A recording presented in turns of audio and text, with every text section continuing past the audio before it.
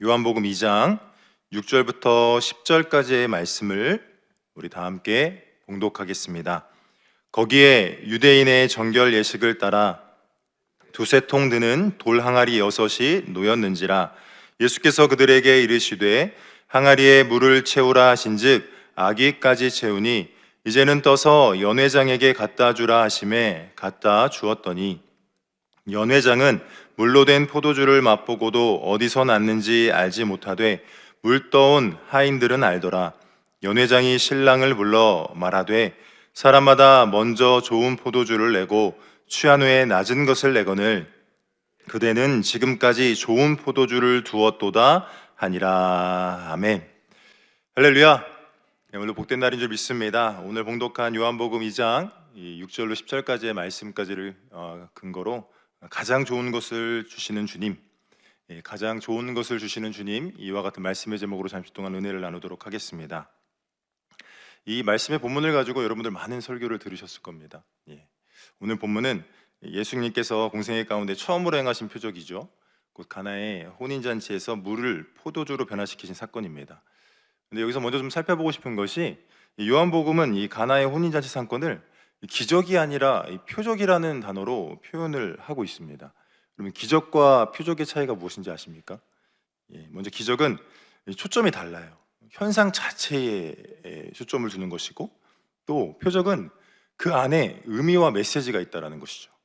그리고 무슨 일이 일어났는가에 관심을 갖는 기적과는 다르게 이분이 누구신가라고 하는 어떤 표적에 대한 내용들이 따르게 됩니다. 또 반응에 대해서는 놀라기도 하지만 또 중요한 거는 그 놀라는 사건을 통해서 이 표적이라는 것은 믿음이 허락된다는 겁니다. 그리고 기적의 어떤 목적은 문제 해결에만 있지만 표적의 목적은 계시 혹은 그 예수 그리스도를 드러내는 사건임을 우리는 알 수 있다는 것입니다. 그래서 이 표적이라는 단어의 어떤 헬라어 원어를 보면은 세메이온이라고 하는데, 이 말의 뜻이 이러한 뜻입니다. 방향을 가리키는 표지판이에요. 여러분, 도로 위에 이 표지판이 있는 이유가 무엇입니까?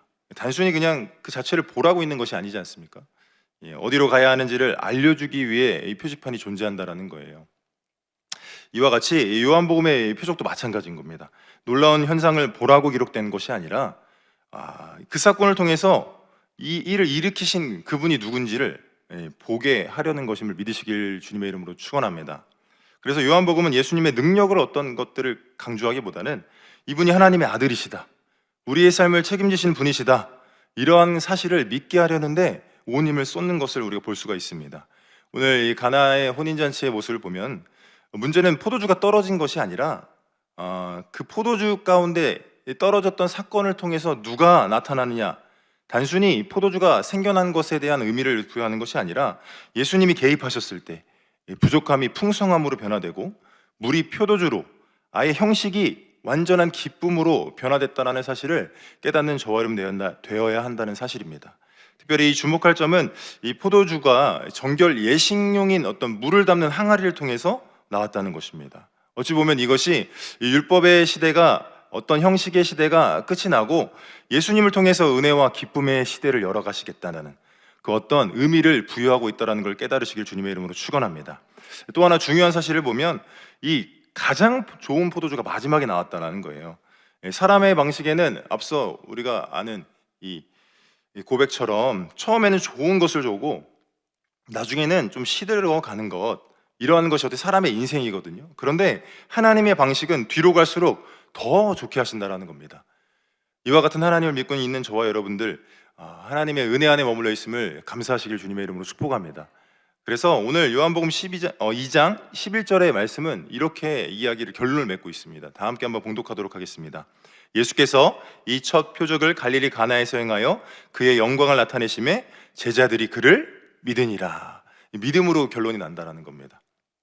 표적의 결론이 믿음으로 완전케 되고 더욱더 예수님을 신뢰하기 위한 기회가 제자들에게 제공되었듯이 우리의 삶 가운데도 마찬가지입니다. 삶 가운데 문제가 있죠. 어려움이 있습니다. 그러나 어떤 기적을 맛보아 삶의 어떤 방향을 기쁨의 자리로 옮겨가는 것이 아니라 표적과 같은 예수님이 내게 문제를 해결하시고 나의 삶 가운데 개입하셔서 은혜를 베푸신다라는 것에 대한 그 의미와 메시지를 중요하게 깨달아서 하나님이 기뻐하신 믿음의 자리로 나아가야 한다는 것입니다. 혹여나 문제 가운데 여전히 놓여 있다 할지라도 이 상황을 통해서 나는 예수님을 더 신뢰하는가, 이러한 부분들을 점검하시고 오늘도 우리 인생의 부족함 한가운데서 하나님이 은혜 베풀고 싶어 하시고 또 그 은혜 가운데 가장 좋은 것을 준비하신 분이심을 믿으시면서 승리하시는 복된 삶을 살아가시기를 주님의 이름으로 축원합니다. 그렇다면 오늘 표적을 통해서 깨달을 수 있는 것 첫 번째는요, 주님은 빈 항아리를 사용하신다는 사실입니다. 저와 여러분들, 우리 빈 항아리를 사용하신다는 부분에 좀 집중을 해야 될 것 같습니다. 요한복음 2장 6절로 7절 말씀을 함께 봉독하겠습니다. 거기에 유대인의 정결 예식을 따라 두세 통 드는 돌 항아리 6이 놓였는지라 예수께서 그들에게 이르시되 항아리에 물을 채우라 하신즉 아기까지 채우니. 아멘. 6절 말씀을 보니까 이렇게 되어 있죠. 유대인의 정결 예식을 따라 두세 통 드는 돌 항아리 6이 놓였는지라. 여러분, 이 돌 항아리라는 것은 정결 예식용으로 두는 것입니다. 다시 말해서 그 물로, 거기에 담겨져 있는 물로 손을 씻고요, 몸을 정결하게 하게 한 어떤 의식적인 도구예요. 어떤 잔치를 위한 것이 아니에요. 그런데 이 돌 항아리의 의미를 우리가 생각해 보자면 깨지지 않고 부정해지지 않는다고 여겨지는 어떤 튼튼한 것을 이야기하고 있고요, 또 6개라고 하는 것은 여러분 아시는 것처럼 성경에서는 불완전하다라는 어떤 숫자의 상징을 하고 의미를 하고 있습니다. 그리고 정결 예식용이라는 자체가 어떤 율법 안에 형식적인 어떤 신앙을 상징한다고 볼 수 있어요. 그런데 그러한 이 돌 항아리 안에, 그 비어있는 그 돌 항아리 안에 예수님께서 무엇라 말씀하시는 거죠? 물을 채우라고 이야기하는 겁니다. 잔치가 끝나갈 즈음 포도주는 떨어졌고 기쁨은 사라질 위기였습니다. 그런데 그 돌 항아리를 사용하셔서 주님께서 일하고자 하셨다라는 것입니다. 마치 저와 여러분들이 이 돌 항아리와 같이, 어떻게 보면 우리의 신앙의 모습이 깨지진 않고 부정해지지 않겠노라고 결단하면서 나를 준비하는 것 같습니다. 그리고 불완전함 속에서 살아가는 모습인 것 같아요.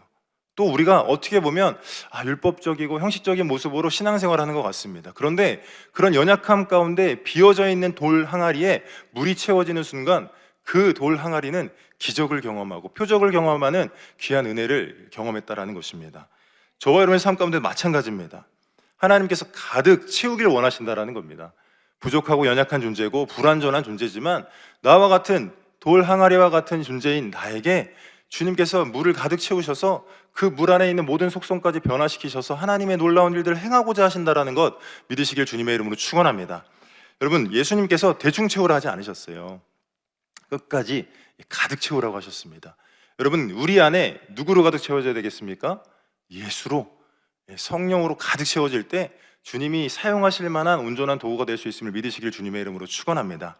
엘리사와 과부의 이야기를 이 열왕기하 5장에서 볼 수 있는데, 이 과부는요, 이 선지생도의 아내였습니다. 이 선지생도였던 이 남편을 잃은 뒤에 빚에 시달리고 있었고, 이 빚을 갚지 못하면 두 아들이 종으로 끌려갈 위기에 놓여 있었습니다.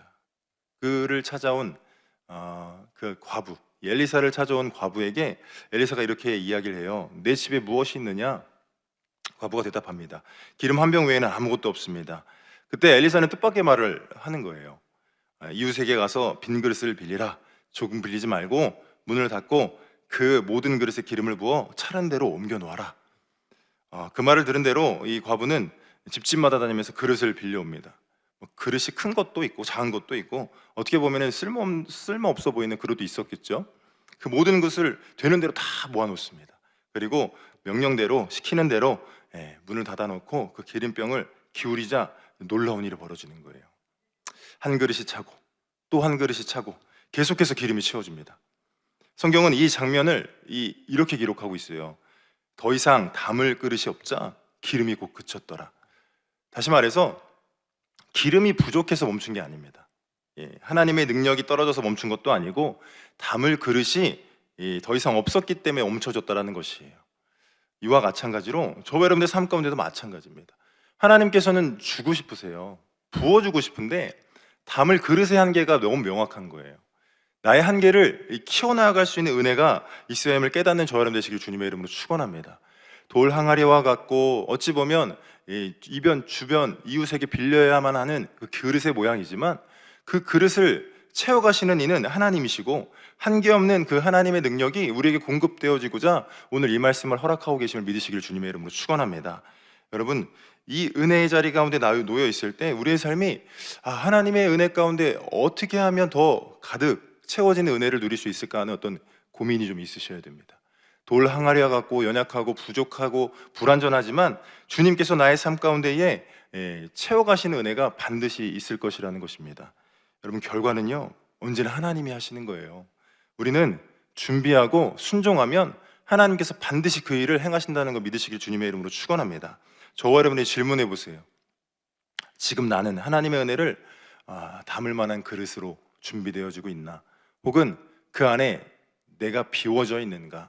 혹은 내가 나로 가득 채워져서 성령께서 내 안에 들어오실 수 없는 상황이 아닌가? 여러분, 우리를 사용하고자 하시는 하나님께서 오늘 이 본문 말씀을 통해서 비어있는 이 빈 돌 항아리를 사용했던 것처럼 저와 여러분들을 비워내시고 그 안에 예수께서 원하시는 그 물을 채워 넣으실 수 있는, 성령의 물을 채워 넣으실 수 있는 저 여러분 되시길 주님의 이름으로 축원합니다. 여러분, 비어있는 그릇, 내어드린 그릇을 사용하신다는 거 믿으시길 주님의 이름으로 축복합니다. 그래서 시편 82편 10절 말씀은 이와 같이 고백하고 있는데요, 우리 함께 봉독하겠습니다. 나는 너를 애굽 땅에서 인도하여 낸 야훼 내 하나님이니 내 입을 크게 열라 내가 채우리라 하였으나. 아멘. 사랑하는 성도 여러분, 주님이 사용하시는 것은 능력 있는 항아리가 아니에요. 아름다운 항아리가 아니고요, 정말 보기에 좋은 항아리가 아닙니다. 돌 항아리와 같고 어찌 보면 형식과 습관밖에 남아있지 않은 것 같은 불완전한 저와 여러분들의 모습이라 할지라도 주님이 이 비워있는 돌 항아리를 사용하심과 같이 우리 안에 어떤 자격을 요하시는 것이 아니라 순종을 요하시는 그 말씀에 반응하셔서 더 나를 비워내고 주님이 필요하시다 할 때 내어드릴 때 반드시 하나님께서 역사하신다는 거 믿으시길 주님의 이름으로 축원합니다. 내 인생에 예수로 채워 놀라운 이적과 기적을 경험하시길 주님의 이름으로 축원합니다. 또 깨달을 수 있는 건요, 주님은 물을 포도주로 바꾸신다는 겁니다. 오늘 본문 말씀 8절로 9절 말씀을 다 함께 봉독하겠습니다. 이제는 떠서 연회장에게 갖다 주라 하심에 갖다 주었더니 연회장은 물로 된 포도주를 맛보고도 어디서 났는지 알지 못하되 물떠온 하인들은 알더라. 연회장이 신랑을 불러. 8절에 보니까 이렇게 되어 있죠. 이제는 떠서 연회장에게 갖다 주라. 여기 설명이 없어요. 포도주가 되었다는 이야기가 없는데 이것을 그대로 떠서 연회장에 갖다 주라는 겁니다. 그것이 곧 주님의 명령 가운데 순종하며 나아갈 때 놀라운 이적과 기적이 경험되었다는 것을 이야기하고 있는 것입니다. 또 여기서 맛보다라는 단어의 원어를 보면 단순히 입을 대는 것이 아니라 경험적으로 확인하는 거예요. 그러니까 연회장이 그 포도주를 직접 경험하고 또 그 경험을 선포할 수밖에 없게 된다는 것이죠. 그러니까 믿음은 어떤 설명이 아니라 경험이라는 것입니다. 물이 이 포도주로 변화된 것은 단순한 변화가 아니라 율법에 어떻게 보면 정결수라고 얘기할 수 있는 돌 항아리에 담겨 있는 물이 은혜의 포도주로 바뀌어진 것이고, 형식적인 신앙이 생명력 있는 신앙으로 어떤 의무에서 기쁨으로 하나님께 나아가는 어떤 모습으로 변화됐다라는 것을 상징하고 있음을 믿으시길 주님의 이름으로 축원합니다. 성경에서 이야기하고 있는 물과 포도주에 대한 어떤 의미가 우리가 좀 깨달을 수 있어야 돼, 생각해 봐야 되는데, 구약 성경을 보면은 광야에서 이스라엘 백성에게 가장 절실했던 것이 물이었습니다. 하나님께서는 모세를 통해서 반석을 쳐서 물이 나오게 하셨고 그 물로 우리 백성은 죽지 않고 살아남을 수 있었다라는 거예요. 분명 이 물 자체가 하나님의 은혜임이 분명해요. 근데 그 성격 자체가 어떠한 내용이냐면 광야에서 어떻게 버티게 하는 어떤 은혜, 다시게 말하면 어떤 생존을 위한 어떤 공급되어진 은혜였다라고 본다면, 신약으로 넘어오면서 정반대로 성격이 바뀌어져요. 예수님은 자신을 생수라고도 부르시지만 마지막 만찬에서 자신의 피를 포도주로 상징을 하십니다. 왜 물이 아니라 포도주라고 이야기를 하셨을까요? 유대 문화 가운데는 어떻게 보면 포도주는 잔치용입니다. 기쁨과 언약, 풍성함을 상징하는 것이고, 다시 말해서 구약에서 신약으로 넘어올 때 이 물의 공급과 다른 어떤 포도주, 예수 그리스도의 보혈을 상징하는 이 포도주의 어떤 의미는 단순히 우리가 겨우 그냥 생존만 하게끔 만드시는 게 아니라 우리에게 풍성한 은혜를 공급하시겠다고 약속하시는 거예요. 그러니까 예수님께서 오셨을 때 이러한 표현을 하십니다. 내가 온 것은 생명을 얻게 하고 더 풍성히 얻게 하려 함이라. 여러분, 이 예수님께서 이 땅에 오셔서 저와 여러분들에게 하고자 하시는 일이 명확하다라는 걸 깨달으시길 바랍니다. 오늘 이 감사큐티 365에 나오는 이 세계적인 호텔 체인 홀리데이인 호텔의 설립자 캐먼스 윌슨의 어떤 이야기를 보면은 여러분 이렇게 되어져 있죠. 본래 목재 공장의 평범한 직원이었는데 평소처럼 출근을 했는데 책상 위에 해고 통지서가 놓여 있는 거예요. 40살이라는 나이입니다. 아무런 소멸도 없이 직장을 잃는 그는 큰 분노와 절망 속에 빠져 있을 때 그의 아내가 나와서 이야기하죠. 아직 해보지 않은 게 있다라는 겁니다. 이 문제를 가지고 진지하게 하나님께 기도해 본 적은 없잖아요. 그 권면의 말에 그가 다시금 그 아내와 함께 무릎을 꿇고 기도하기 시작했고, 그 순간 그의 고백처럼 분노와 미움이 사라지고 전혀 새로운 생각이 떠올랐고, 그는 그 아이디어로 건축업을 시작했고 결국 전 세계적인 호텔 체인을 세우게 된다라고 이야기하고 있습니다. 그리고 그가 훗날에 고백하기 이렇게 고백했다고 나와 있습니다. 그날의 고통은 축복의 관문이었다. 여러분, 이 어떻게 보면 끝이라고 여겨지는 해고 통지서가 하나님 손에 맡겨질 때 그것을 물에서 포도주로 맡기는 하나님의 지혜가 공급된 것처럼 저와 여러분의 삶도 마찬가지인 거예요. 우리의 모든 연약함을 다 주님께 내어 맡기고 하나님을 의지하며 나아갈 때 물을 포도주로 변화시키시는 하나님의 역사가 우리의 삶 가운데 나타난다는 거 믿으시길 주님의 이름으로 축원합니다. 광야에서는 물이면 충분했지만 이제는 잔치에서는 물로는 부족하기에 잔치에서 포도주를 공급하고자 하신 하나님의 은혜가 있었다라는 것입니다. 다시 말하면 저와 여러분의 인생 가운데도 마찬가지예요. 물로만 만족하는 신앙이 아니라 이제는 포도주를 공급하는 은혜를 누리며 이제는 그 은혜를 나눌 수 있는 사람이 되어야 된다고 성경은 말하는 것입니다. 단순히 이 땅 가운데에 하나님의 나라 그 이상의 것을 바라보며 또한 이 땅 가운데도 우리의 맡겨진 사명을 잘 감당할 수 있는 청지기적인 우리의 모습들이 반드시 드러나야 된다고 성경은 이야기하고 있는 것입니다. 광야에서 간신히 버티게 하시는 분이 아니라 천국잔치로 인도하시는 분임을 믿으시길 주님의 이름으로 축원합니다. 그래서 고린도후서 5장 17절은 이렇게 고백하고 있습니다. 함께 봉독하겠습니다. 그런즉 누구든지 그리스도 안에 있으면 새로운 피조물이라. 이전 것은 지나갔으니 보라 새 것이 되었도다. 여러분, 늦지 않았습니다. 지금이라도 나를 주님께 맡기고 하나님께서 원하시는 모습으로 나아가면 완전한 속성을 바꿔버리실 능력이 있으신 그 순종의 자리 가운데로 우리가 나아가기만 하면 반드시 하나님의 놀라운 역사가 나타난다는 것 믿으시길 주님의 이름으로 축원합니다.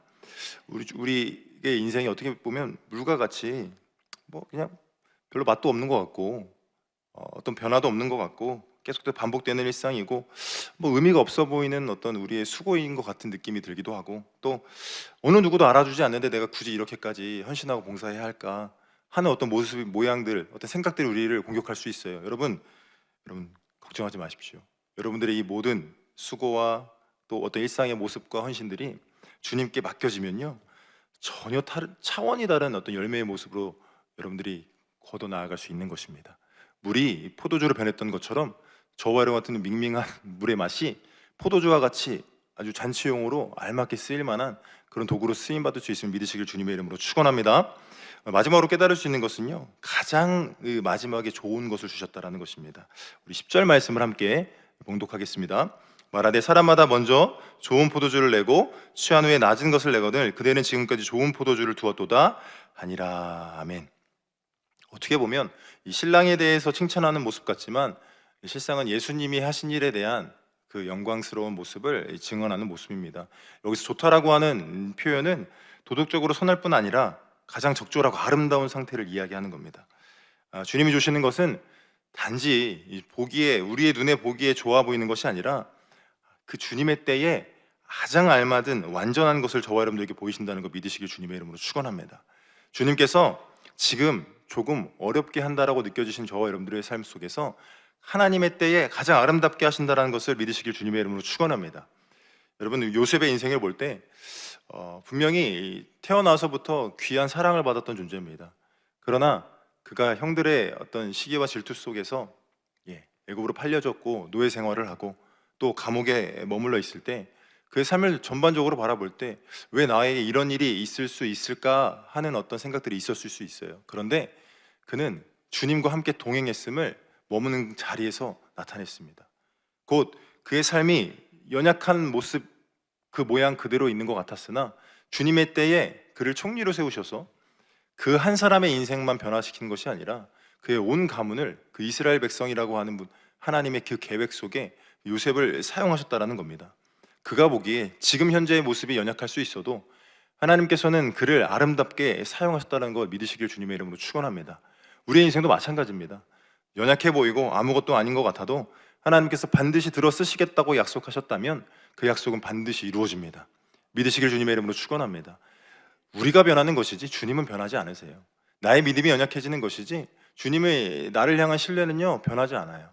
내가 자꾸 주님을 신뢰하지 못하기 때문에 그 어떤 영향이 나의 삶 속에서 자꾸 악영향으로 드러나는 것입니다. 주님을 절대 신뢰하시고 가장 좋은 것을 공급하시는 하나님의 은혜가 내 삶 가운데로 나타나는 거 믿으시고 전진해 나아가시길 주님의 이름으로 축원합니다. 다윗도 마찬가지 아닙니까? 들판에서 어찌 보면 목자의 삶을 살았던 인생이 주님의 약속의 말씀 속에서 기름 부음을 받 그 직후에 여러분 그의 삶이 어땠습니까? 여러분 아시는 것처럼 도피 생활의 연속이었어요.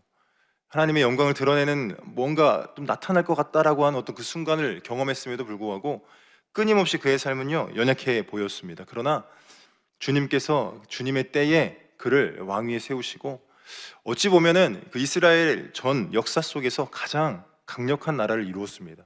그 강력한 나라를 이루었다라는 증거가 무엇입니까? 하나님이 동행하셨기 때문 아니겠습니까? 저 여러분 인생도 마찬가지입니다. 여러분 하나님이 동행하시면 하나님의 때에 가장 아름다운 나라를 이 다윗 왕이 허락하셨던 것처럼 우리의 삶 가운데도 아름다움을 허락하신다는 거 믿으시길 주님의 이름으로 축원합니다. 그래서 예레미야서 29장 11절 이렇게 고백하고 있습니다. 다 함께 봉독하겠습니다. 야훼의 말씀이니라 너희를 향한 나의 생각을 내가 아나니 평안이요 재앙이 아니니라 너희에게 미래와 희망을 주는 것이니라. 아멘. 지금 어떤 인생의 끝이 아니잖아요. 그렇죠? 지금의 어떤 부족함이 결론이 아닙니다. 우리의 삶 속에서 주님이 동행하여 주시면 우리의 결론은 가장 좋은 것으로 바뀌어지게 되어 있습니다. 주님께서 이와 같이 우리에게 약속하셨다는 거 믿으시고 가나 혼인잔치의 이 말씀을 통해서 우리에게 이렇게 이야기하시는 거예요. 빈 항아리를 사용하시겠다. 나를 비워내길 원하시는 하나님의 마음 깨달으시길 주님의 이름으로 축복합니다. 그리고 순종하여 갖다 놓았을 때 이 놀라운 역사, 물이 포도주로 변화되는 사건, 또 가장 좋은 것을 먹게 했다라는 고백과 같이 그 우리의 인생에서도 하나님께서 빈 그릇을 내어드리고 주님 말씀에 순종하기만 하면 물을 포도주로 변화시키는 것 같은 속성을 전혀 다른 것으로 바꾸시며 주님의 가장 좋은 때에 가장 좋은 은혜를 우리에게 공급해 주실 줄 믿는 믿음 가지고 승리하시는 복된 삶을 살아가시길 주님의 이름으로 축원합니다. 기도하겠습니다. 하나님, 너무나 연약한 인생 속에서 우리의 인생의 빈 항아리를 주님께 올려드리겠습니다. 형식만 남아있는 어떤 신앙의 모습이 아니라 기쁨이 회복되어 주님의 말씀을 붙잡고 살아가는 그 은혜가 참된 영광의 자리임을 깨닫고 나아가게 하여 주시옵소서. 지금보다 더 나은 인생을 허락하여 주실 줄 믿습니다.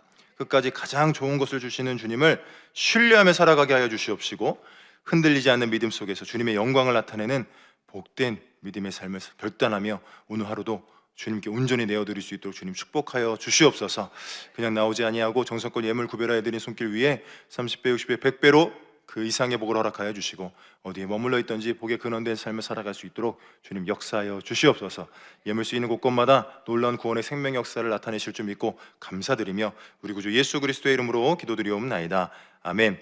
하늘에 계신 우리 아버지여 이름이 거룩히 여김을 받으시오며 나라가 임하시오며 뜻이 하늘에서 이루어진 것 같이 땅에서도 이루어지이다. 오늘 우리에게 일용할 양식을 주시옵고 우리가 우리에게 죄 지은 자를 사하여 준 것 같이 우리의 죄를 사하여 주시옵고 우리를 시험에 들게 하지 마시옵고 다만 악에서 구하시옵소서. 나라와 권세와 영광이 아버지께 영원히 있사옵나이다. 아멘. 할렐루야. 하나님께 영광의 박수 올려드리겠습니다. 이제 기도하는 시간입니다. 나라와 민족을 위해서 기도해 주시고 여의도 순복음교회와 이영훈 대표청 회장님의 목회사역과 건강을 위해서 여의도 순복음 분당교회와 황선호 담임 목사님의 목회사역과 건강을 위해서 기도해 주시고요. 교회 재직들, 우리 주의 종들, 파송대 선교사님들을 위해서 기도해 주시길 부탁드리겠습니다. 각 기관과 모든 부서, 우리 교구가 다 부흥의 역사를 경험하게 해달라고 여러분이 가지고 나오신 기도 제목과 성령 충만함을 위해 우리 말씀에 의지하여 주여 삼창하고 통성으로 기도하겠습니다. 주여, 주여, 주여.